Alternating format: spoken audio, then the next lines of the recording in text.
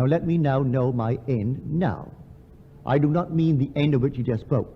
I mean a temporary end. I want to be successful, a man will say. Or the girl will say, well, I want to be happily married, and I want him to be successful, and I want to live graciously in my world. Well, that's an end. Go to the end. View the world from that end. Don't think of it. If you think of it, you're not in it. I must actually occupy the end. Go to the end and view the world from that end. Now act in it. How would it be if it were true? What would the feeling be like if it were true? For this is simply taking the end and drenching it in feeling. I assume the feeling of the wish fulfilled, and I drench myself with that feeling. Then I open my eyes, and the world denies it. It doesn't really matter. Let me remain faithful to that end, and then it will come just as suddenly.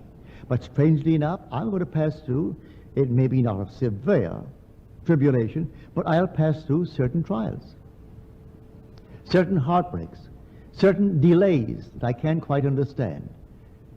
But these, when I reach the end, and the end comes suddenly upon me, and the whole thing is fulfilled, I will see it was all in order.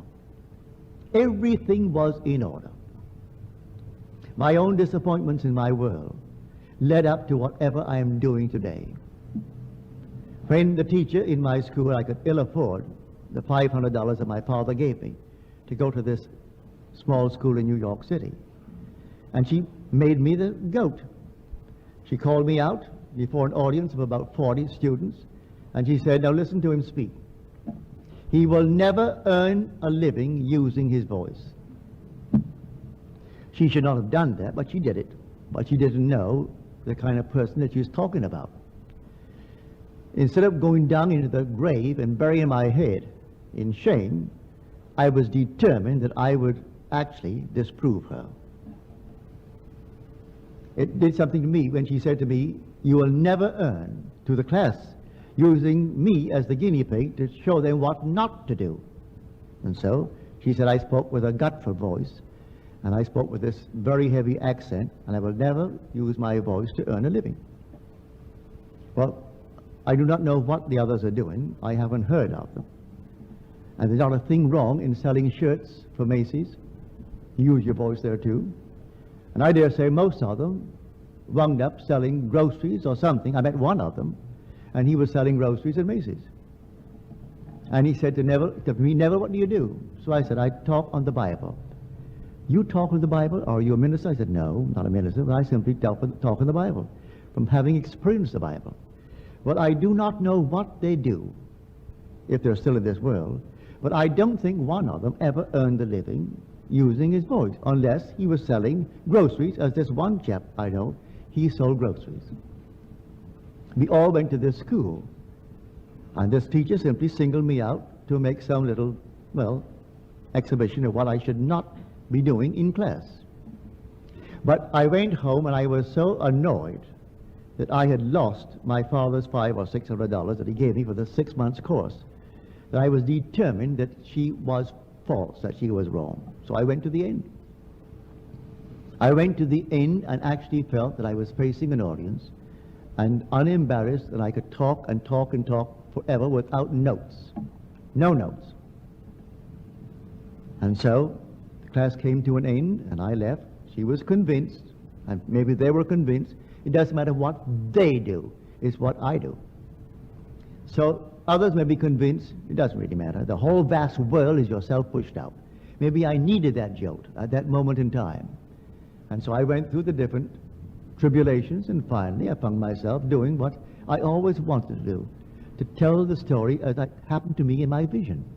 I was having all these visions, and they were related, and yet how to do it. So the first night I started, I think 6 people came.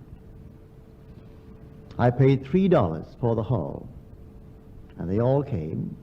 I sat down. I wore a tux for the occasion. And I sat down and spoke for 10 minutes and dried up. Then I asked them to ask me questions. So they did, very graciously. They were all friends.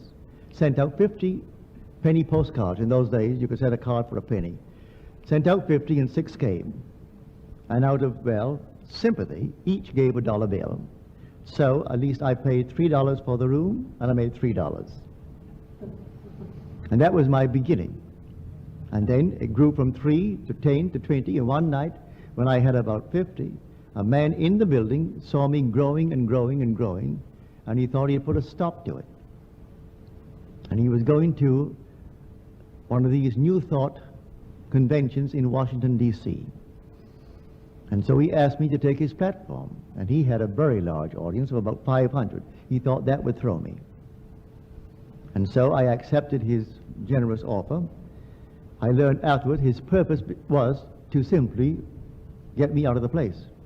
He thought I would simply make a monkey of myself before a vast audience who were trained differently.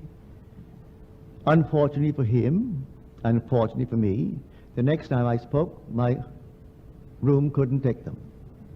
I had to move several times in 6 months, and then I moved to an old church that sat 1,100.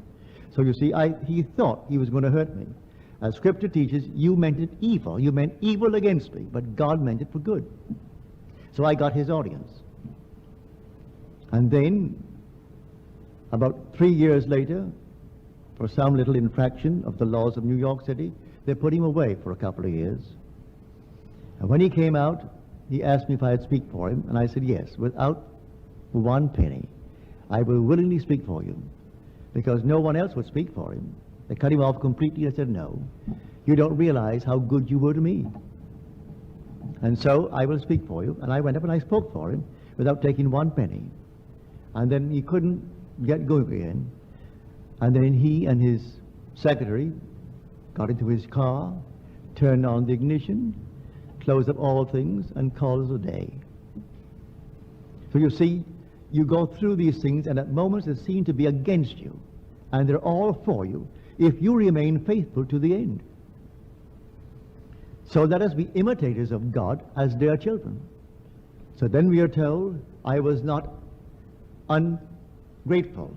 I was not, I would say, forgetful of the divine image. I remain faithful to it. If I remain faithful to it, let anything happen, and then say within yourself, you meant evil against me, but God meant it for good.